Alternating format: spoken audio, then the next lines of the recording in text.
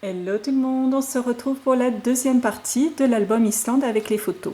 Alors en Islande, comment ne pas aller en Islande et ne pas prendre en photo les chevaux islandais, hein, puisque c'est quand même un emblème animalière de l'Islande avec les puffins, les chevaux islandais qui sont des chevaux endémiques, qui sont une race à part, hein, puisque il n'y a pas de croisement possible entre les chevaux islandais et d'autres races.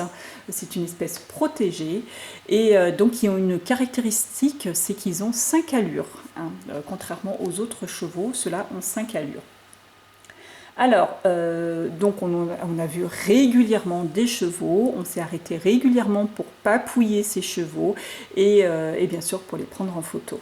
Alors celui-ci et celui-ci, ils étaient l'un à côté de l'autre notamment et ils ont une caractéristique, franchement que je ne savais même pas que ça puisse exister chez les chevaux, c'est, regardez, ils ont les yeux bleus, ces deux-là ont les yeux bleus. Ils avaient voilà, un regard vraiment très particulier et franchement, je les ai adorés, ces deux chevaux. Vraiment, je les ai trouvés super magnifiques. Enfin, je les ai vraiment trouvés magnifiques. Voilà, je vais y arriver. Alors, bien sûr, on a pris de nombreuses photos à différents endroits. Ça, si vous nous suivez sur le groupe, si vous nous avez suivis sur le groupe Facebook, celui-ci est devenu un peu qui est devenu notre bannière. J'adore ce cheval. Il nous tournait le dos, mais franchement, il est, voilà, au bord d'un chemin, le long d'un chemin, enfin, ce qui ressemble quand même un petit peu à un chemin, parce qu'on est vraiment au milieu de nulle part. Et vous pouvez voir, il se retourne, il a l'air de dire, comme une invitation au voyage. Hein, il avait l'air de dire, vas-y, viens, suis-moi, je t'emmène. Bon, malheureusement, c'était point possible. Voilà. Donc voilà, des petits chevaux, mais très, très résistants. Puisqu'il faut supporter les températures islandaises et comment dire, les tempêtes, puisque les tempêtes, ils ne sont pas rentrés hein, lors des tempêtes, ils sont laissés comme ça dehors et je peux vous garantir que je ne sais pas comment ils font pour résister, pour ne pas mourir de froid pendant ces tempêtes, hein, tellement c'est violent. Alors maintenant on va se retrouver, je vais vous parler de cette petite péninsule. La petite péninsule, on a vu celle en bas tout à l'heure, enfin hier, et voilà la petite péninsule là qu'on a fait le tour. Donc le matin, nous sommes partis sous un grand soleil et grâce à on a découvert grâce à une personne qui m'a donné l'info sur internet sur un hotspot naturel, alors sauvage, complètement sauvage. Je vous ai parlé des hotspots hier, hein, les sources d'eau chaude, puisque je vous avais dit on avait fait une randonnée plus ou moins là aménagée entre guillemets, mais sauvage. Il y a plusieurs hotspots, hein, souvent c'est mis comme le Secret Lagoon, comme beaucoup de piscines dans différentes villes sont chauffées grâce à la géothermie, hein, grâce aux sources d'eau chaude. Il n'y a pas très loin à aller pour avoir une source d'eau chaude, pour avoir l'eau chaude. Les Islandais, souvent leur eau chaude viennent directement du sous-sol. Il n'y a pas de chauffe-eau hein, là-bas. Donc voilà, donc là on avait découvert un petit lieu, non pas tenu secret, la preuve puisque nous le savions et puis on a eu quand même un petit peu il y avait un petit peu de personnes sur place, mais voilà, on a eu la chance de découvrir, d'avoir un petit filon. Donc c'est au milieu de nulle part. Il y a une sorte de petit lac où voilà, l'eau sort par une espèce de déversoir, donc c'est de l'eau bouillante qui sort. Elle doit venir directement du sol. Je ne sais pas pourquoi ils ont mis ce petit déversoir. Soit en contournant le lac, parce que nous on a contourné le lac, mais sinon on peut le traverser à un endroit. Plus on s'éloigne, plus l'eau refroidit, bien sûr. Là, elle doit être très très chaude. On ne s'est pas aventuré à mettre la main là. Et un petit peu plus loin, il y a un petit passage avec des galets, mais bon, j'ai pas voulu prendre le risque avec les affaires et l'appareil photo de traverser. Donc il y a une espèce de petit trou qui contient à peu près 4-5 personnes, hein, maximum assises.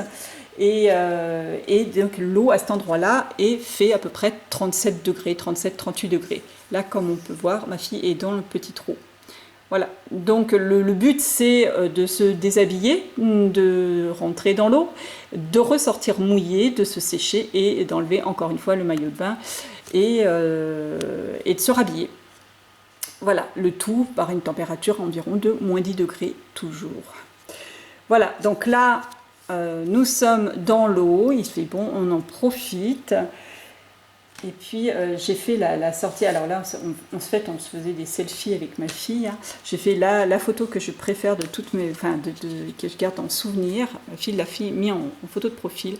Voilà, ça c'est franchement quelque chose une photo que j'aime beaucoup. Vous pouvez voir, elle est donc toujours dans ce petit bassin.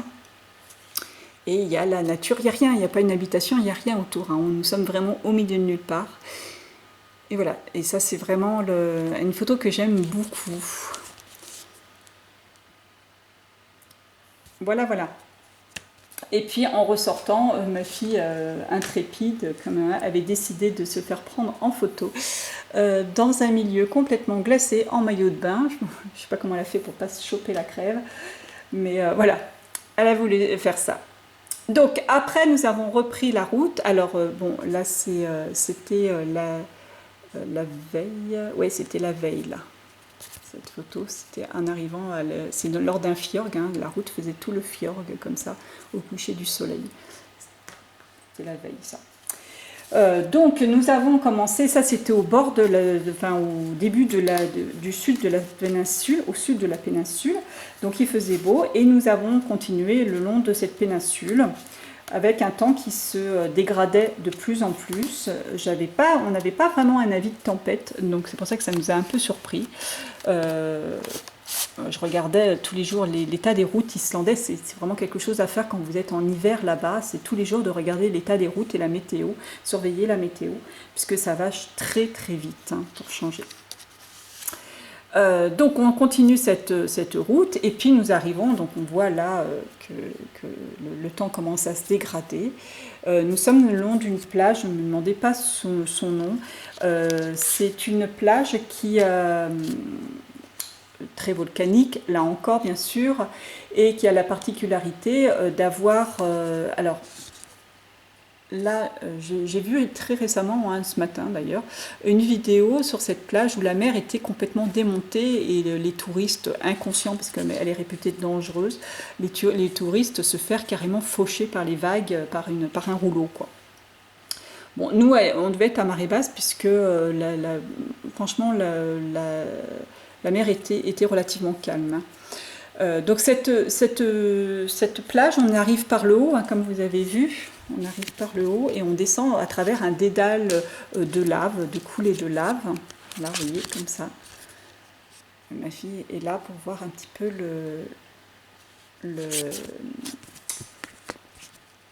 voilà, la taille, on va dire.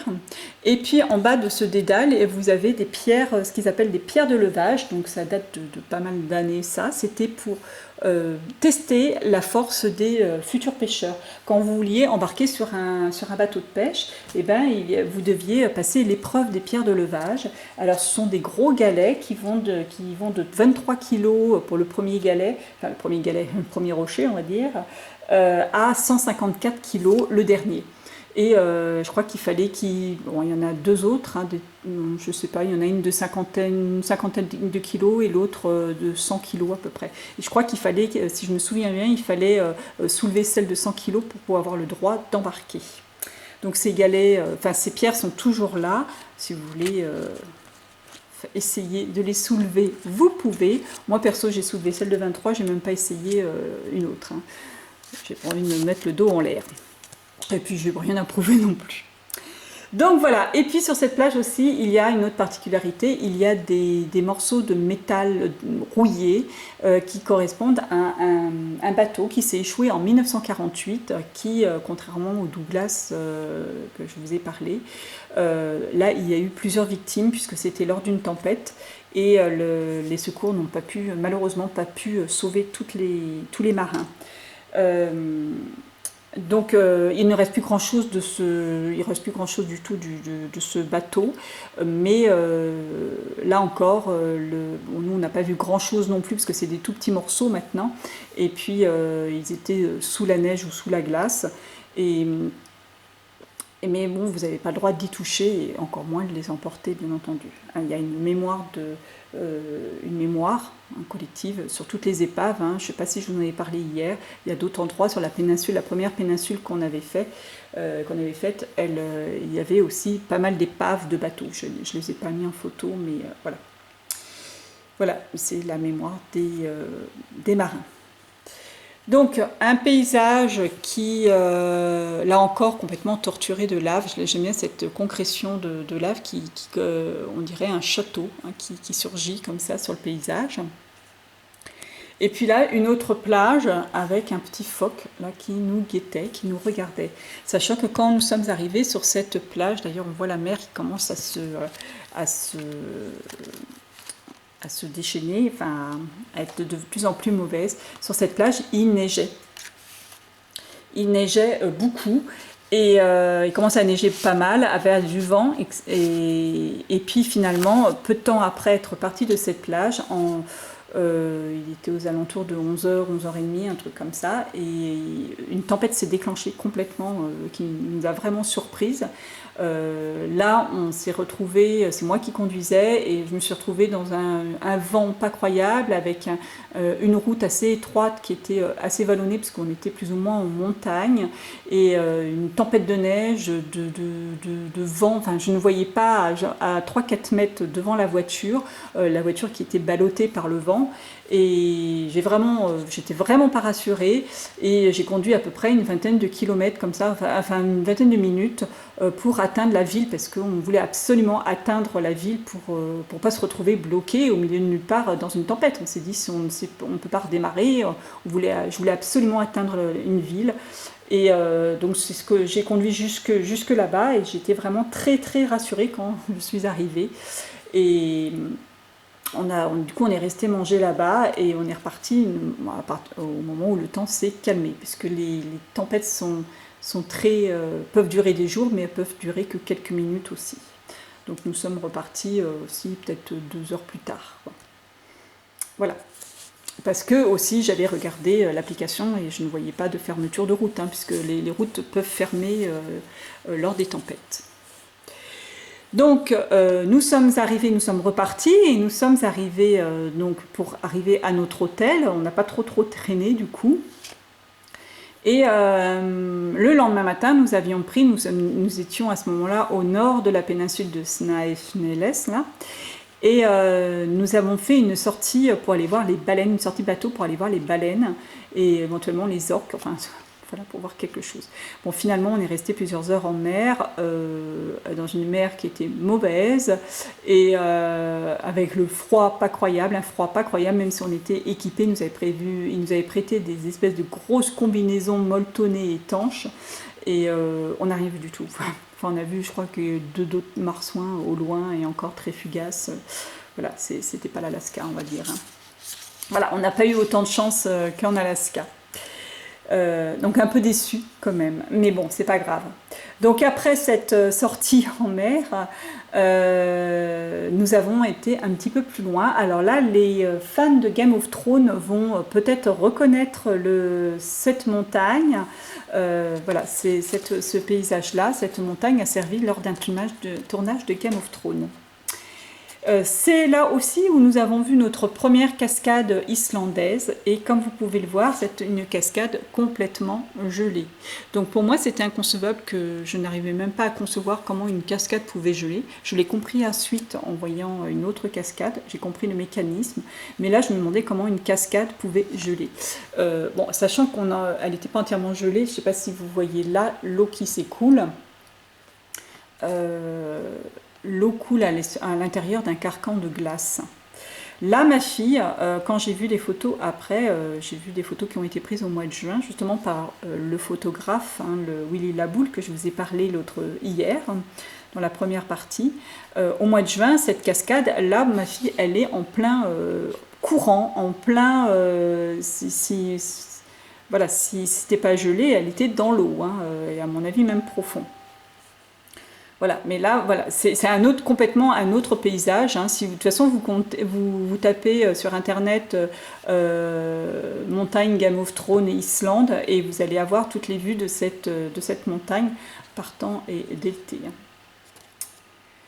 Voilà, et vous verrez la cascade, c'est une énorme cascade. Donc voilà pour cette partie-là. Là, c'est encore une cascade. Donc là, on était arrivé dans le sud, un peu plus au sud. Une cascade que nous avons découverte suite à une très jolie rando. J'aime beaucoup ce cliché. D'ailleurs, j'avais mis la découpe joli cliché.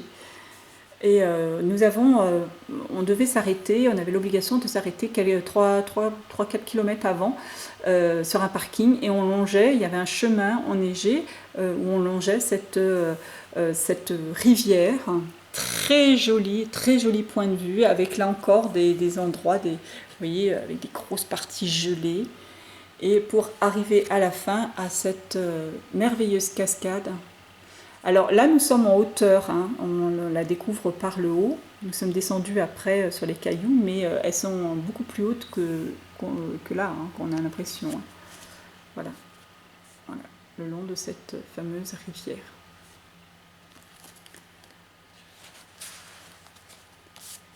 Alors, sur cette page-ci, donc là, c'était la grotte de lave. Là, on est retourné un petit peu dans le nord. D'ailleurs, vous voyez, une des traversées, les étendues désertiques, quasi désertiques, hein, qu'on peut traverser. Donc, un matin,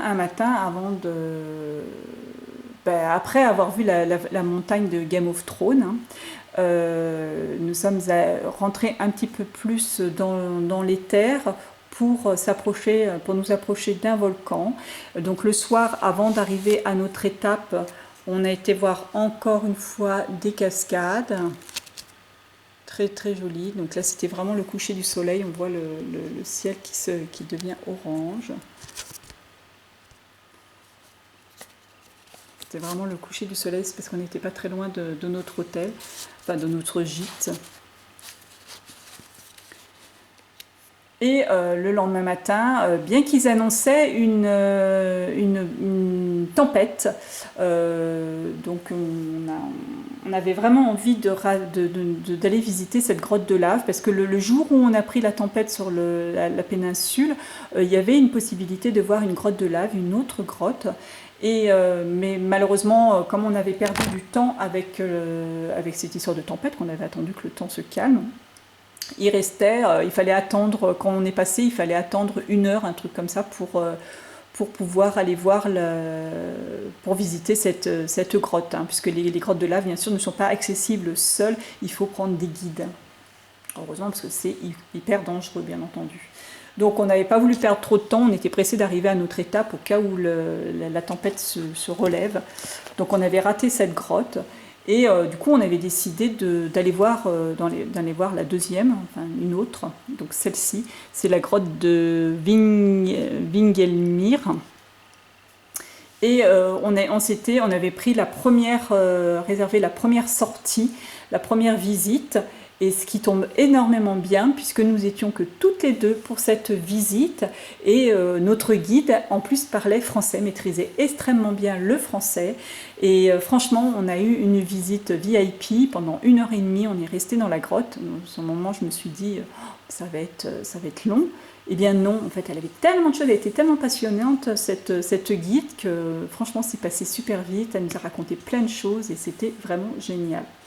Donc pour descendre dans cette grotte, voilà, on descend comme ça. Vous pouvez voir qu'en fait c'était vraiment très très enneigé. Et voilà, quand on refait, après on descend dans le tunnel de lave. Alors comment un tunnel de lave se forme, comme une grotte de lave se forme? Quand il y a une éruption volcanique, il y a évidemment la coulée. Et plus la lave arrive en surface, et bien plus elle est en contact avec l'air, plus elle se refroidit. Et ce qui fait que la croûte dessus durcit, se refroidit, et en dessous il y a toujours cette lave liquide qui passe, qui continue à couler, très très fluide. Et quand la lave arrête de sortir du volcan, quand l'éruption est finie, si la lave est encore très très liquide, elle peut arriver à couler comme une rivière souterraine, avec tout ce carcan séché tout autour d'elle, et elle continue à se vider, enfin voilà, à couler jusqu'à se vider, quoi, purger un tunnel. Et donc c'est comme ça que le tunnel se forme. Donc à l'entrée du tunnel, pour montrer qu'il fait encore bien froid, il y avait tout un tapis, c'était absolument sublime à voir, tout un tapis de stalagmites de glace, hein, qui tapissait partout toute la grotte, tout autour. C'était vraiment magnifique. Il y avait des stalactites aussi, hein, bien sûr, mais il y avait toutes ces stalagmites qui montraient combien le temps était froid. Donc voilà. Et puis à l'intérieur, voilà les parois de ce tunnel de lave, avec cette lave qui se feinte. Et souvent on avait aussi, je ne sais pas si vous voyez derrière, comme des striés comme ça, hein, qui montrent vraiment cette lave qui a coulé. Voilà, donc pour cette grotte de lave, il ne faut pas oublier, il faut garder toujours à l'esprit, hein, que c'est de la lave, c'est pas une grotte naturelle comme on a l'habitude de voir ou comme on trouve en France, hein. Là, c'est vraiment complètement façonné par la lave. Comme nous sommes repartis, donc nous sommes redescendus et on a été dans une partie un petit peu plus touristique, hein, tout le site de Selfur et une cascade qui est extrêmement célèbre en Islande, c'est la cascade de Gullfoss. Et ça, pareil, c'est vraiment une des cascades qu'on va vous montrer directement quand vous parlez de cascade en Islande. On va vous montrer cette cascade. Donc nous y sommes allés et j'ai eu la surprise, il faisait très très froid encore ce jour-là, et nous a eu la surprise un peu négative quand même de découvrir cette cascade gelée. Vous voyez, c'est une cascade qui est absolument immense, c'est quand même dantesque. Cette cascade, on peut l'été y aller directement vraiment au-dessus de ça.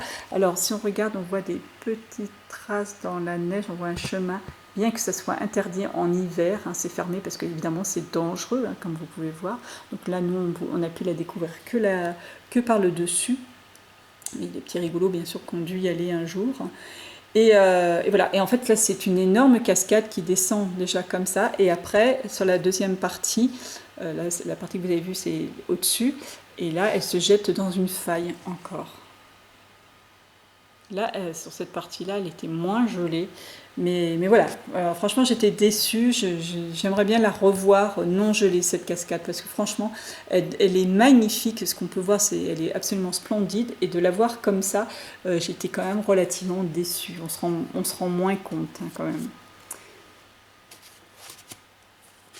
Voilà, et là encore sous un autre angle, hop là, la cascade, là on voit là elle se jette dans la faille, et là au-dessus la partie gelée.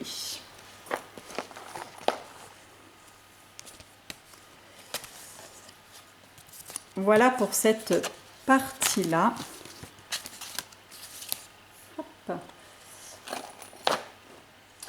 Ensuite, les parties des cascades et des glaciers. Nous sommes dans le sud, donc nous avons vu différentes cascades. Là c'est un petit peu un florilège.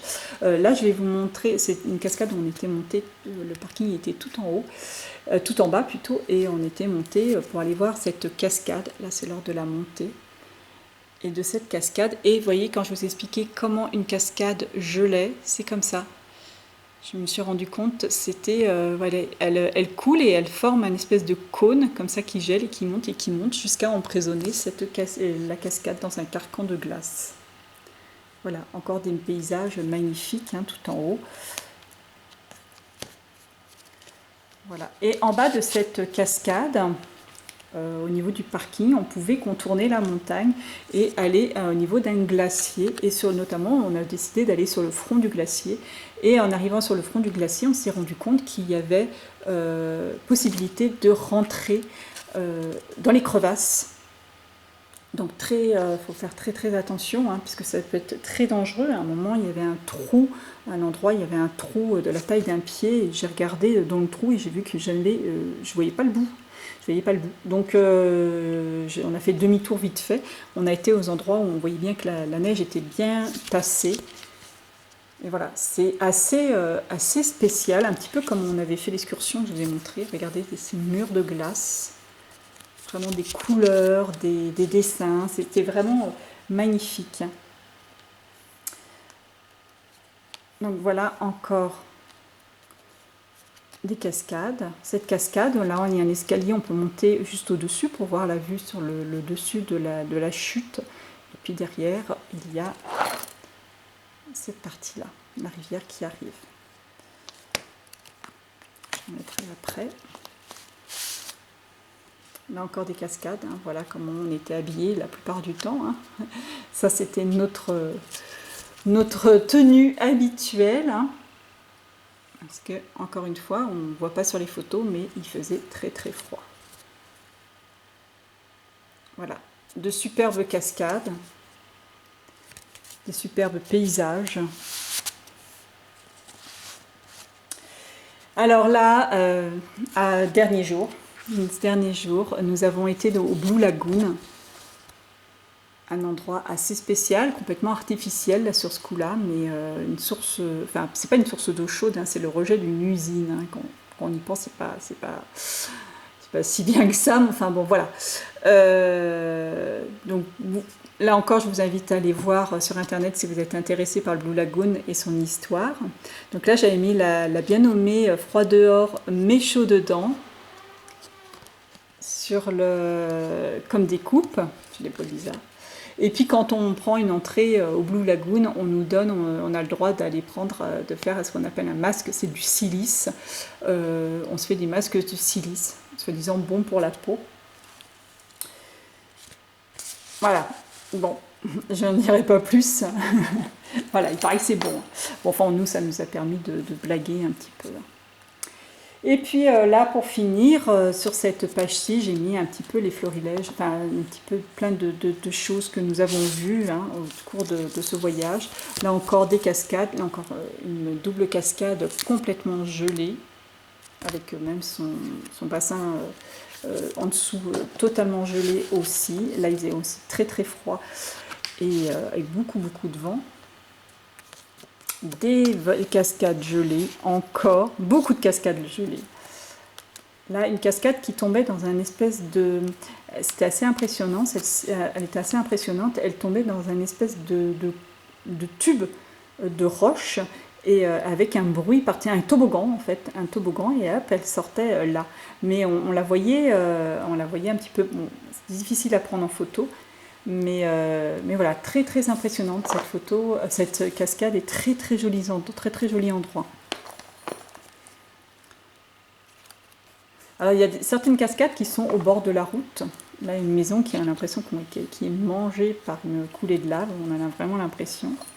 Donc voilà, cette cascade-là est vraiment au bord de la route, donc il y a un petit peu plus souvent un petit peu plus de monde, mais sinon voilà, des fois il faut marcher. Là, c'est comme la dernière fois, comme je vous avais expliqué la dernière fois, entre deux failles tectoniques. Là, nous sommes dans la vallée de ce qu'on appelle la vallée de l'effondrement. Et à l'époque des Vikings, c'était le Parlement qui était là. C'est-à-dire qu'ils venaient, probablement sans savoir qu'ils étaient entre deux failles tectoniques, hein, bien sûr, enfin, entre deux plaques tectoniques du moins. Ils venaient faire les jugements. Donc si la personne était jugée coupable, elle était pendue le long d'un rocher. Et voilà, c'est là où ils faisaient les jugements au temps des Vikings.